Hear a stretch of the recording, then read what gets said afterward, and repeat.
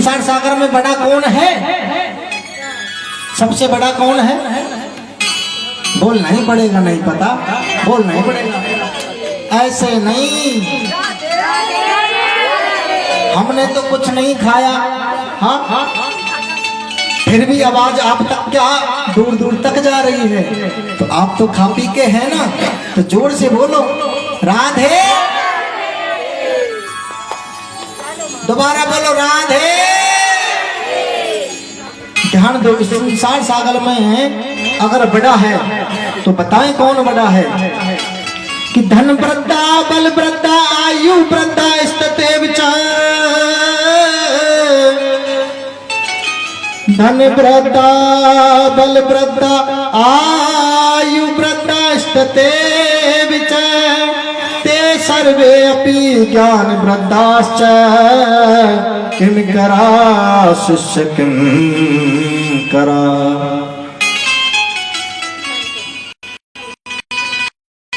केवल बड़ा वही है, धनवान है वो बड़ा है क्या? नहीं, जिसके पास पैसा होगा उसको क्या बोल देंगे? धनवान बोल देंगे, बस इतना ही तो नाम होगा। बल वृद्धा, जो बल में बड़ा होगा, जिसका हष्ट पुष्ट शरीर है, अच्छा रोजाना मेहनत करता है, खाता पीता है, उसको बलवान बोल देंगे, पहलवान बोल देंगे, और क्या बोलेंगे? कुछ नहीं। हाँ, उम्र में बड़ा होगा तो उम्र वाला बोल देंगे। हाँ, उसको बाबा पर बाबा नाम कुछ ना कुछ। हाँ, हमारे बाबा की इतनी उम्र है, गाते हैं ना 110 वर्ष है। आज कोई इतना जीवित रहता है क्या? नहीं रहता है।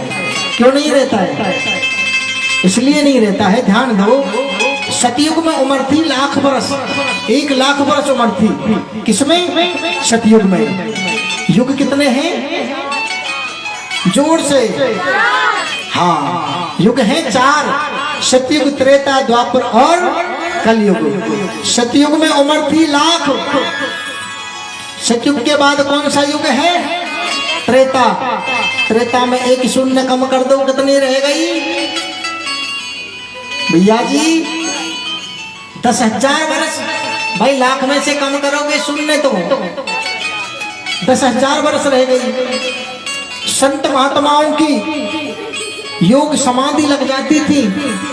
हाँ, समाधि 2 प्रकार की होती है। जब सतयुग में भजन करते थे ना, तो उस समय संत महात्मा समाधि लगा लेते थे। भजन करते करते उनको वर्षों बीत जाते थे, दीमक चढ़ जाती थी। समाधि कितने प्रकार की बताई है? 2 प्रकार की, ध्यान समाधि और त्राटक समाधि। ध्यान समाधि कौन सी है? जो हम ध्यान से परमात्मा का भजन करते हैं। हाँ, हमारी आंखें बंद रहती हैं, मुंह बंद रहता है और हम भजन करते हैं ध्यान करके, ध्यान समाधि होती है। त्राटक समाधि कौन सी होती है? जिसमें हमारी आंखें खुली की खुली रह जाएं, मुंह फटा का फटा रह जाए। हाँ, एक अचेतन अवस्था में शरीर हो जाए। तो महाराज, त्रेता के बाद द्वापर की उम्र कितनी है? एक शून्य और घटा दो, 1,000 वर्ष। हाँ, और आया कलयुग। अब क्या चल रहा है? कलयुग। हम इस पर बैठे हैं, इसको क्या कहते हैं? मृत्यु लोक। हाँ, क्यों कहते हैं बताएं? हाँ, पुनरपि जननम पुनरपि मरणम, कि पुण्य ही हमें जन्म मिलता है, बार बार जन्म हमें मिलता है, जन्म जन्म बार बार लेते हैं और बार बार हमारा मरण होता है। जो जन्मा है उसे तो मरना होता है। हाँ, पुनरपि मरणम पुनरपि जन्मम पुनरपि जननी जठरे शयनम। जो आया है वो तो जाएगा, बार बार जन्म होता है और बार बार जीव मरता है। क्यों? कोई अजर अमर थोड़ी है। अजर अमर है तो वो कौन है? वो परमात्मा अविनाशी, जिसका कभी नाश नहीं होता। हाँ, ब्रह्मा से पहले भी वही थे और ब्रह्मा के बाद भी वही हैं। आपने पढ़ाई की होगी, समय के बारे में सुना होगा, प्रेजेंट पास्ट फ्यूचर। हाँ, पहले भी वही थे। हाँ, भूतकाल में जो कल का समय निकल गया भूतकाल में गया ना, गया नहीं, आएगा थोड़ी आएगा। जो समय निकल गया भूतकाल में गया, वो समय को क्या कहते हैं? काल। और हम कहां बैठे हुए हैं? काल के मुख में। जब तक काल ने अपना मुख खोल रखा तब तक सुरक्षित हैं, और जब बंद करेगा ना तब हमें पता भी नहीं चलेगा। हाँ, महाराज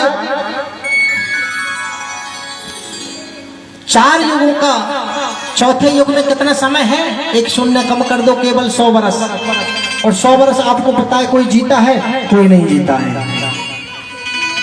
1000 में से 2-4 ही व्यक्ति ऐसे होंगे जिनकी उम्र, हाँ, आजकल तो महाराज समय से पहले ही चले जाते हैं, क्योंकि कर्म जैसा करते हैं वैसा ही पाते हैं। क्योंकि रामायण में लिखा हुआ है, कर्म प्रधान विश्व रच राखा, जो जस करही सो तस फल चाखा। यार हम तो कुछ ना बोल सकते ऐसे तो। बैठो यार, चल भाई चल। ये लगा दिए ऐसे तो हम भी लगा ले तो मोबाइल पे। और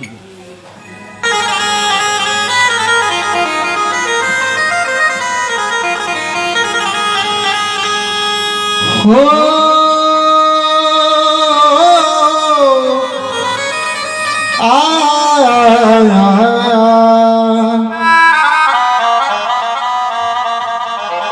महाराज बताया है कि कर्म प्रधान विश्व रच राखा, जो जस करहि सो तस फल चाखा। कर्म प्रधान बताया गया है, जैसा हम कर्म करेंगे वैसा ही हमें प्राप्त होगा।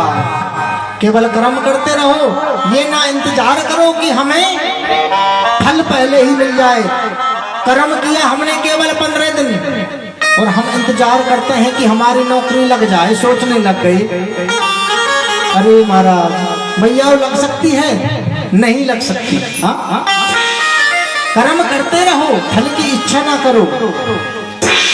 महाराज कथा कहां चल रही थी भैया?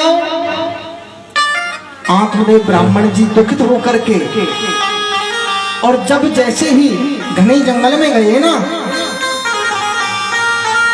जंगल में जब गए तो उन्होंने क्या देखा? एक संत जी को देखा, और कहते हैं संत कैसे होते हैं? बड़े निर्मल होते हैं, हृदय उनका ऐसा होता है, बड़ा नवनीत होता है, जैसे घी होता है ना, मक्खन, धूप में रखो एक क्षण में पिघल जाएगा। हाँ, और संत होने भी ऐसे ही चाहिए। हाँ, संतों के लिए प्यारे भक्तों बताया है कि अगर संत जब केवल अपना ही समझेंगे